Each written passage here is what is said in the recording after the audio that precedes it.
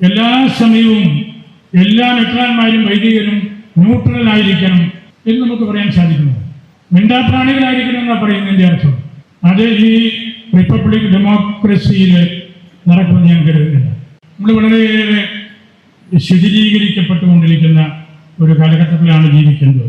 പൊതുരംഗത്ത് പ്രവർത്തിക്കുന്നവർ മതനേതാക്കന്മാരെ കുറിച്ച് മാന്യതയുടെ അതിർവരമ്പുകൾ ഭേദിച്ച് സംസാരിച്ചു കൊണ്ടിരിക്കുന്നത് നമ്മൾ ഈ നാടുകളിലെല്ലാം കേൾക്കുന്നുണ്ട്. ഞാൻ ആരെക്കുറിച്ചും പ്രത്യേകമായിട്ട് എടുത്തു പറയുകയല്ല. ആരാണെങ്കിലും മതനേതാക്കന്മാർക്ക് അവരുടെ നേരെ മാന്യമല്ലാത്ത രീതിയിൽ പ്രതികരിക്കുന്നതും സംസാരിക്കുന്നതും ശരിയാണെന്ന് എനിക്ക് തോന്നുന്നില്ല. അഭിപ്രായം പറയുമ്പോൾ വിശ്വാസികളുടെ വികാരത്തെ മാനിക്കണം. അത് മാനിക്കാതെ നമ്മൾ സംസാരിക്കുന്നത് വലിയ തെറ്റാണ്. ചാനലുകൾക്ക് വേണ്ടി മാത്രം നമ്മൾ സംസാരിക്കരുത്.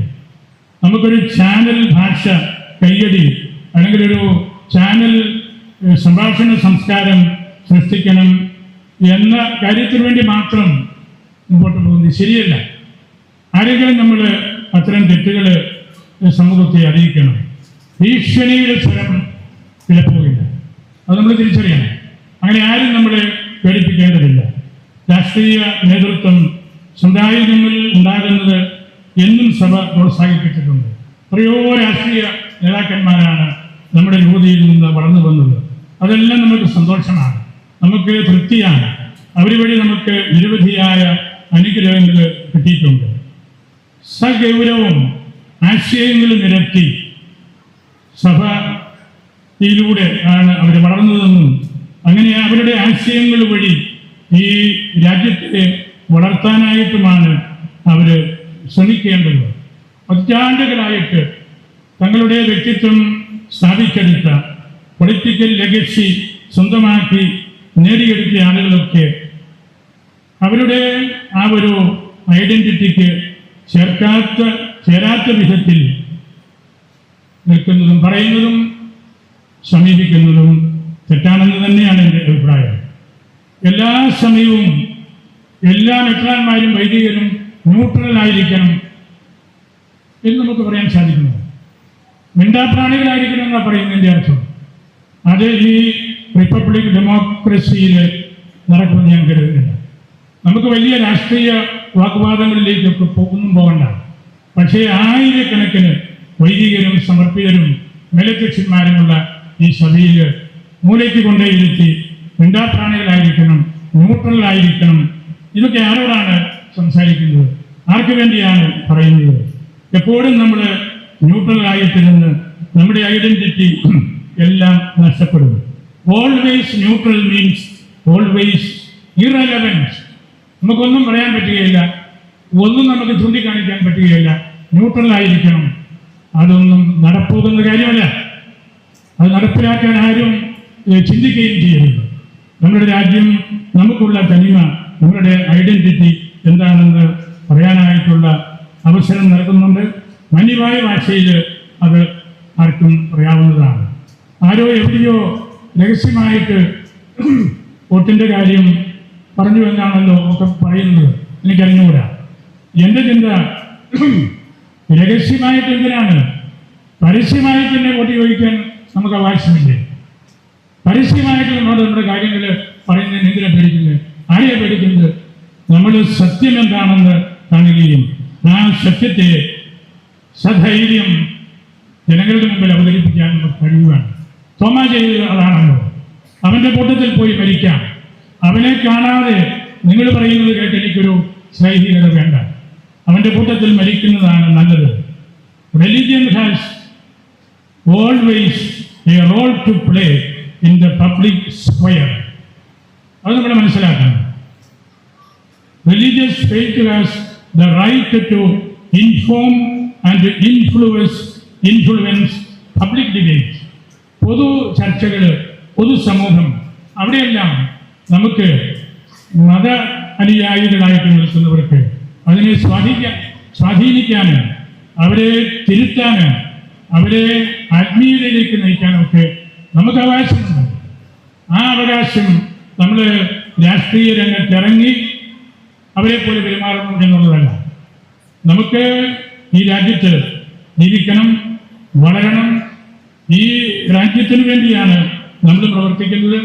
നേഷൻ ബിൽഡിങ്ങിന് വേണ്ടിയാണ് നമ്മളുടെ സ്ഥാപനങ്ങളും പ്രസ്ഥാനങ്ങളും എല്ലാം സഭ തുടങ്ങിയിട്ടുള്ളതും ഇപ്പോഴും അങ്ങനത്തെ കാര്യങ്ങൾ ചെയ്തുകൊണ്ടിരിക്കുന്നത്.